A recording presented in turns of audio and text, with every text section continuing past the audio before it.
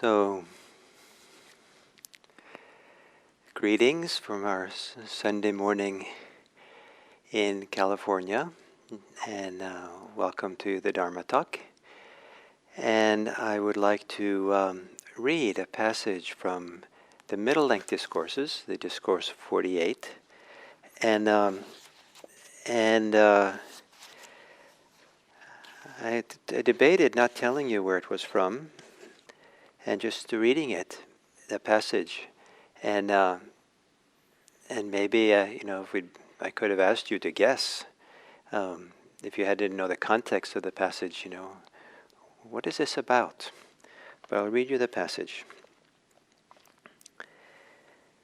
They had taken to quarreling and brawling, and were deep in disputes, stabbing each other with verbal daggers. They could neither convince each other nor be convinced by others. They could neither persuade each other nor be persuaded by others. So maybe you can think of occasions where this has been the case. Maybe for those in the United States, we can think of maybe very recent events or even current events where this is still going on.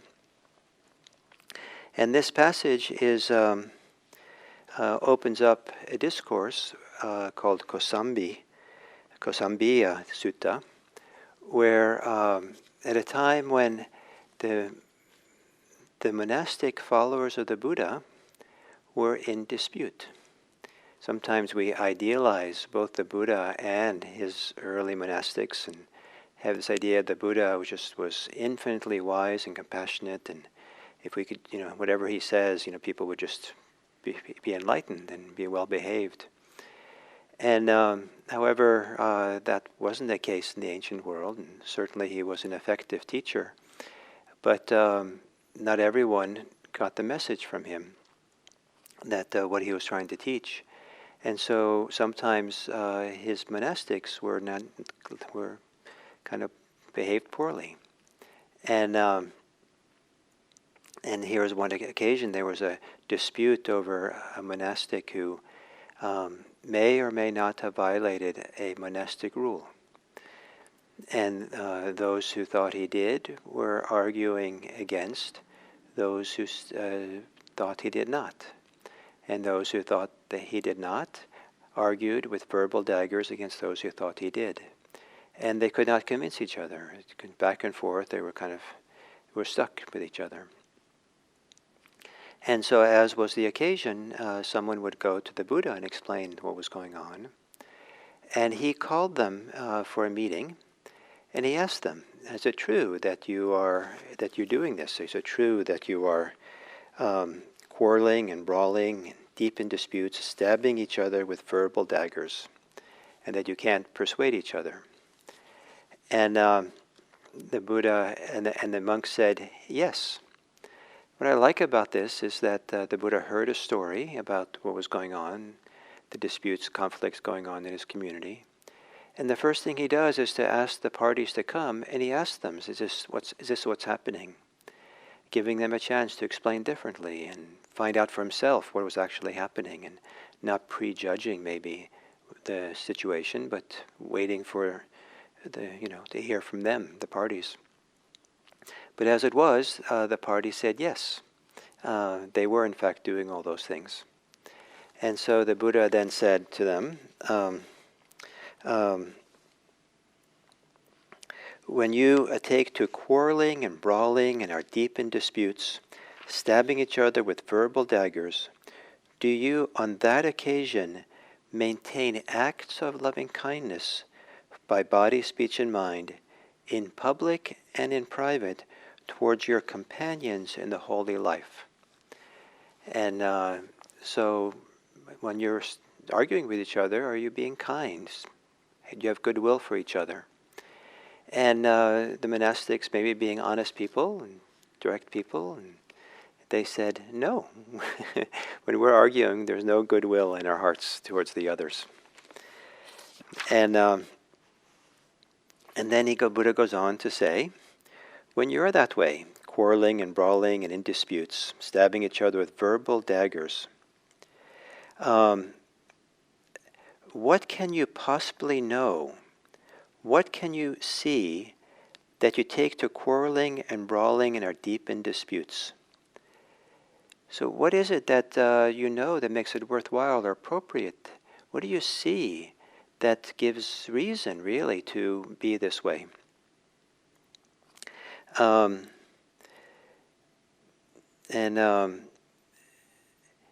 the Buddha says, in doing so, in doing arguing, and you lead to your harm, your own harm, and suffering for a long time.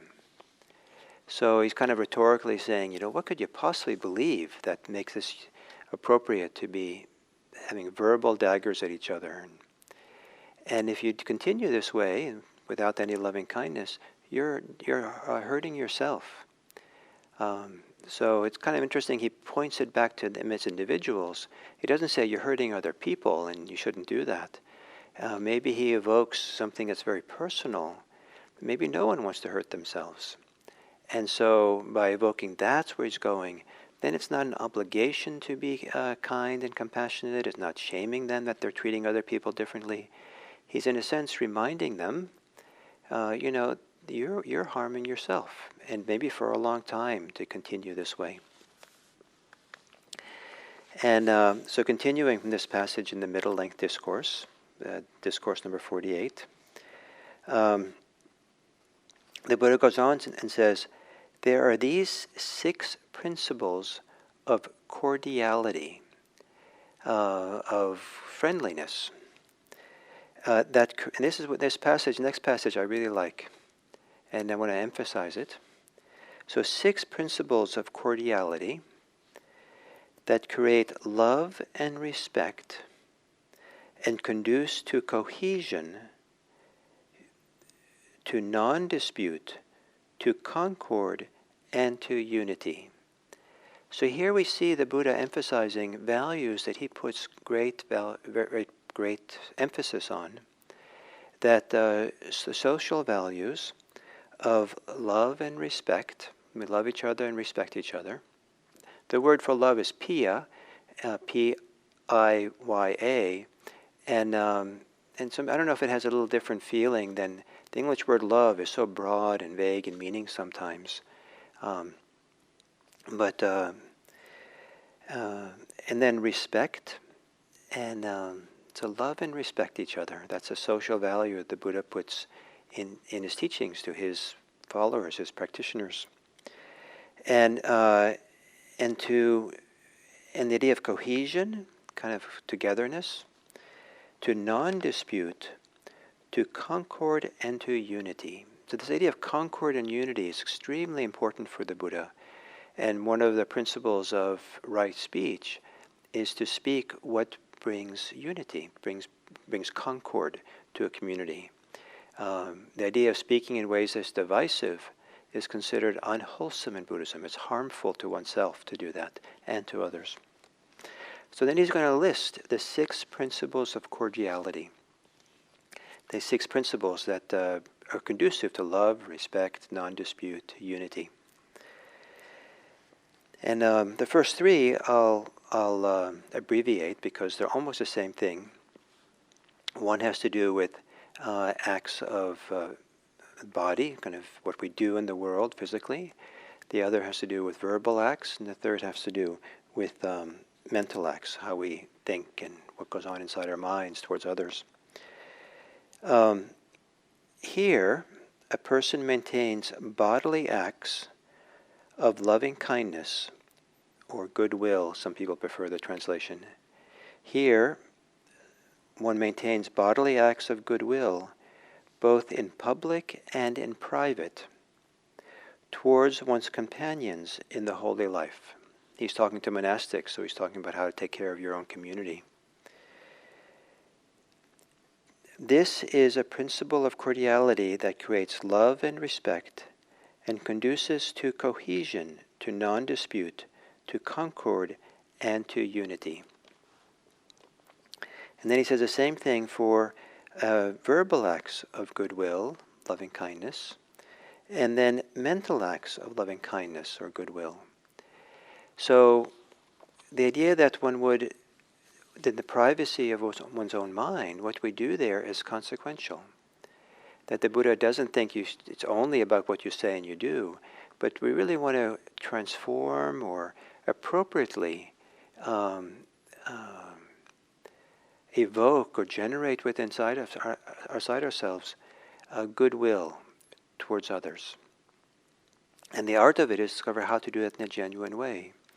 And for some people, it's only after we really recognize our suffering, how we're hurt or afraid or angry, and really learn how to be present for it and see it, that we can somehow begin to break the frozen places inside, the stuck places inside, so we can begin seeing or viewing others in ways that our goodwill can flow outwards.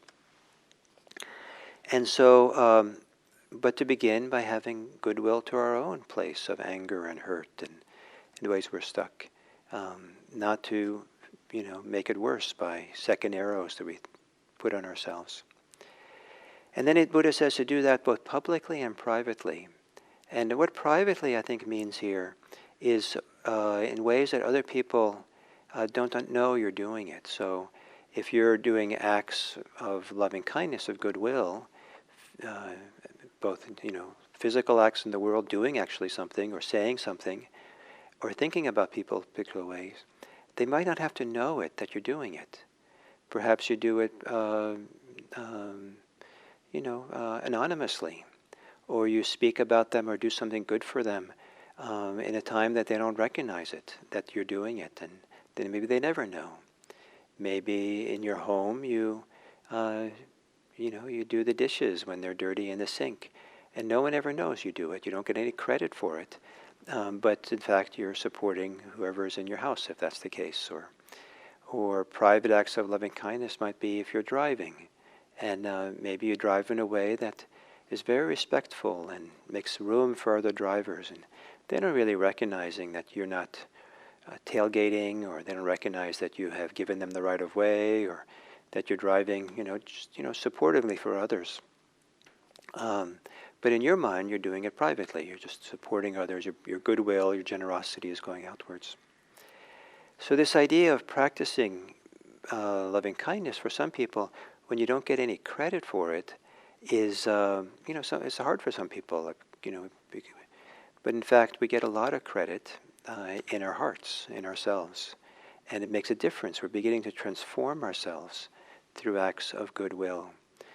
And one of the ways the transformational power of goodwill or love and these principles of cordiality is that it's beginning to shift the locus of attention, the locus of our life energy, from things which are unwholesome and harmful and painful, that kind of debilitate us or bring us down, to the things that uplift us and move us in the path to freedom.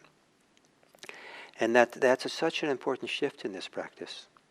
And to take the time, and the challenging time sometimes, to discover how to have a genuine goodwill, genuine caring for others, generosity of spirit to others, that doesn't feel like a burden, doesn't feel like an obligation, doesn't feel forced or artificial.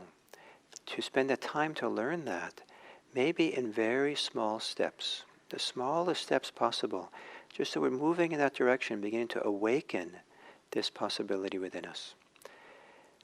So this is 3 of the principles of cordiality the Buddha emphasized that lead to love and respect and unity and non-dispute. Now the 4th one, I think is also maybe somewhat understandable how this works. A person uses things in common. People use the things in common with their virtuous companions in the holy life. That is, one doesn't hold on to just my stuff. That's just my things but rather we share with others. And here it's with companions in the holy life. And the question is, who are our companions? Maybe the people we live with, our family, our relatives, our friends we know. our communities, maybe the whole world, a sense that of generosity and sharing and not holding to myself. When I was 17, a formative experience for me was traveling around, back then Yugoslavia and Greece, with 4 friends in a Volkswagen Bug, Volkswagen van that only had the front seats, no back seats. So some of us were always sitting on the floor in the back, and we had very little money. I think for the 4 weeks in which I traveled with my friends, maybe I had $50 or so, and so we shared everything. There was no sense of, mine and yours, and it was quite inspiring to whatever we had to share with our friends and get along and make our way, sleeping in all kinds of places. Remember, back then, a long time ago, we slept in the park underneath the Acropolis and sleeping outdoors, and probably it's impossible to do that now. And going over the dirt roads and passes over, I guess now it's, what is it now? Anyways, back then, Yugoslavia. And the state of sharing, and that was my formative experience, that people can do this, we can share. And it was actually very hard to come back to the United States and experience my friends not knowing how to do this, not being inclined to do this at all. And it was kind of a little jarring for me as a teenager. And so the fourth act of cordiality, a bhikkhu uses things in common, monastics use things in common with one's virtuous companions in the holy life without making reservations. One shares with them any gain of a kind that accords with the Dhamma, has been attained in a way that accords with the Dhamma, including even the contents of their bowls, their begging bowls. So whatever gain, whatever one has acquired, earned, in a just way, in an ethical way, in accord to the Dhamma here. This too is a principle of cordiality that creates love and respect and conduces to unity. And then it gets a little bit, the fifth one is,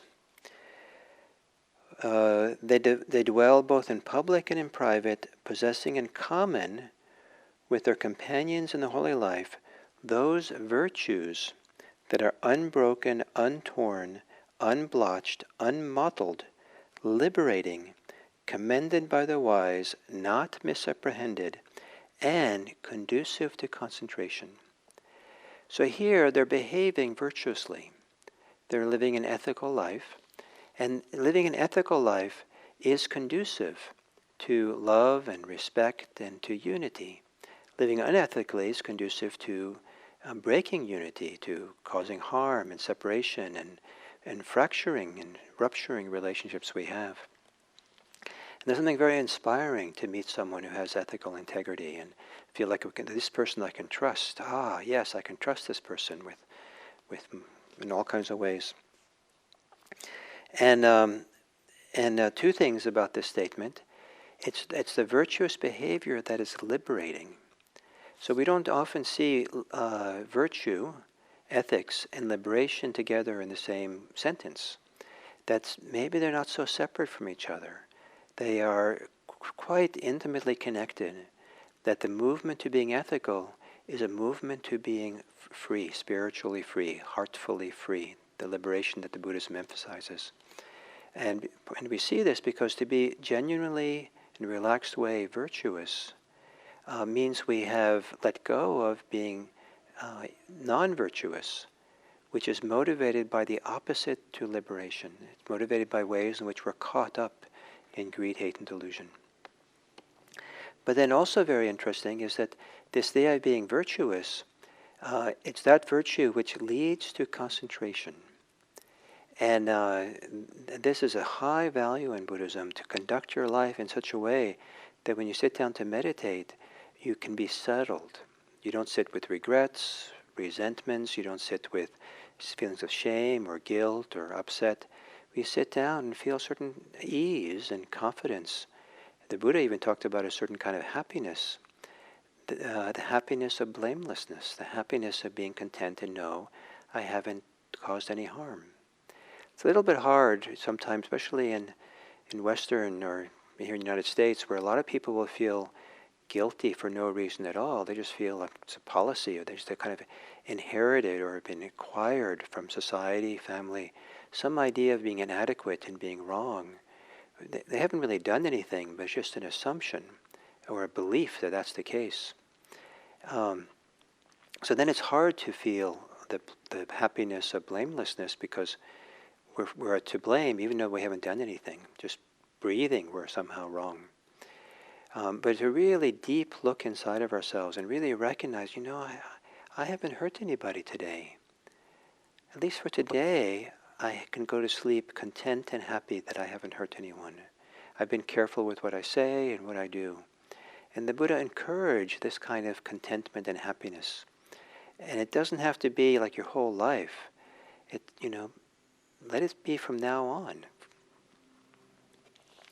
This too is a principle of cordiality that creates love and respect and conduces to unity. And then to come to the sixth one. And this is an interesting one. And it's the heart of the Buddha's message of liberation. And they dwell both in public and in private, possessing in common with their companions in the holy life that insight that is noble and emancipating, that leads one who practices in accordance with it to the complete destruction of suffering. This too is a principle of cordiality that creates love and respect and conduces to cohesion, to non-dispute, to concord, and to unity. So this idea that there's an insight, with kind of mindfulness, insight meditation, we're coming to a direct experience, direct seeing something about our life experience, what's going on here, that helps to release the places we're closed, holding on, clinging to something, stuck, contracted, closed down. All that gets blown open. All that gets liberated and freed. And to have that insight,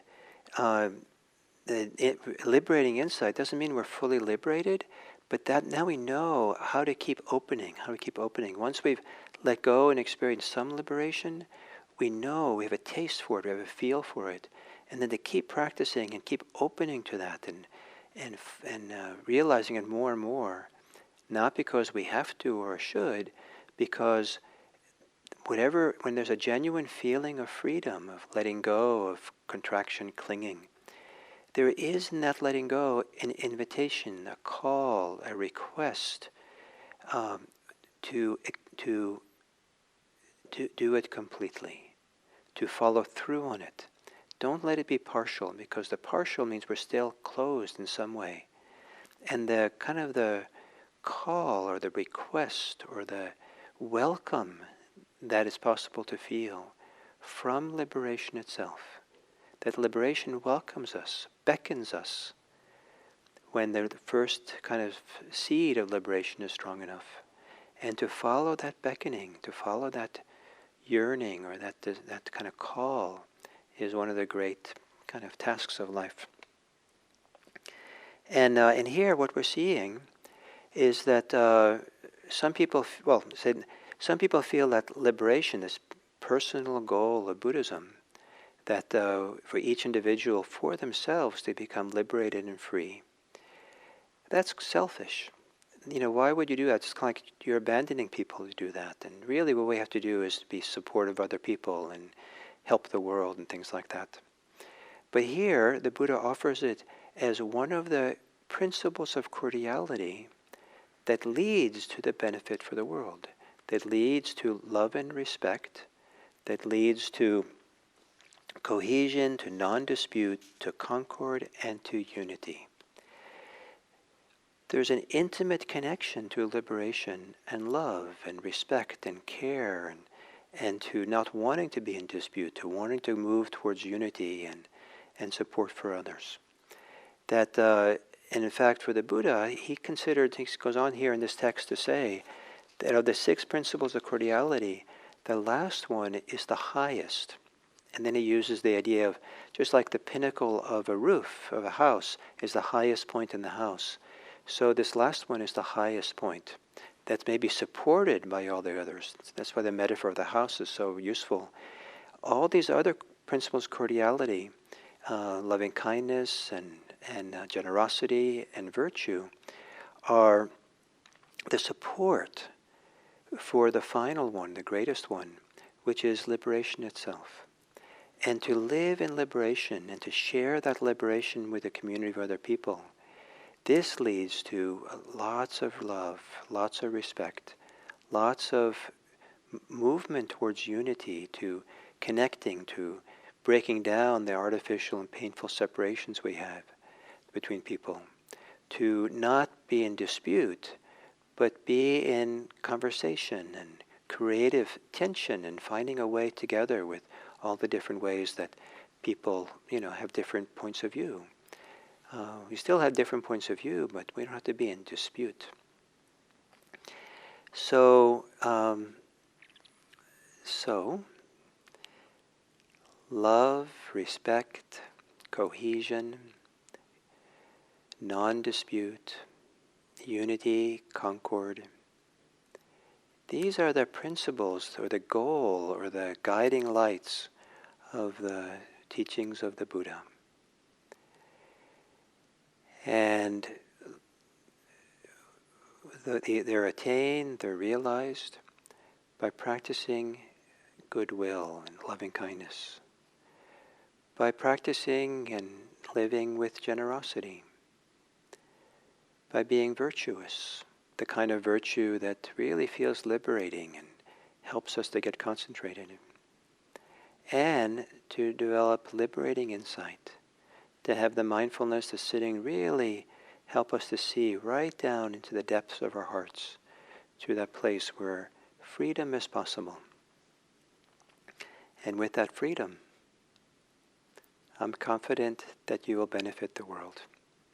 I don't think it's possible for someone who has attained some degree of letting go of their clinging to not benefit others, whether they want to or not. So may you reflect on these 6 principles of cordiality and maybe practice them both publicly and privately.